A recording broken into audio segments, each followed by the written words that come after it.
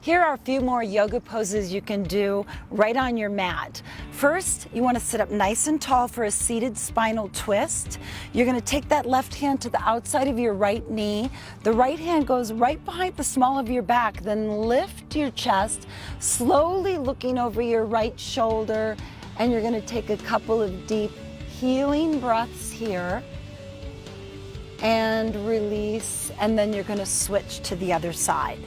After that, I want you to come on your stomach, and you're just going to come up on your forearms for a real easy, basic cobra. So you're going to send that breath into your low back, and then when you exhale, you just relax into this posture. From there, I want you to open your knees wide, bring your feet together, and you're going to sit all the way back into child's pose. So when you breathe in, your belly rises. And when you exhale, you pull the belly in. From there, you're going to come up onto your knees. I just want you to step forward with your right foot. Press forward till you feel a nice stretch here. Then interlock your fingers, reach for the sky, elongate your spine, take a deep breath here.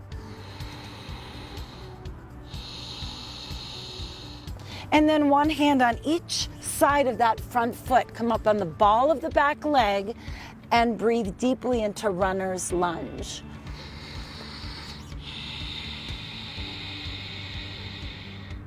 And then, of course, you're going to switch and do the same thing on the other side. Lastly, I want you to come onto your backs. Hands are by your sides. Try to get the chin a little closer to your chest. And you're going to take a deep inhale here. And then exhale, bridge the hips up. And just breathe here.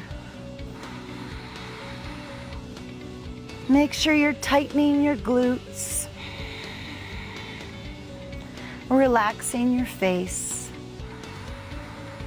and then release, pull your back flat, grab those knees and just make circles, release your low back, and roll it up, and that's it. Have a great day.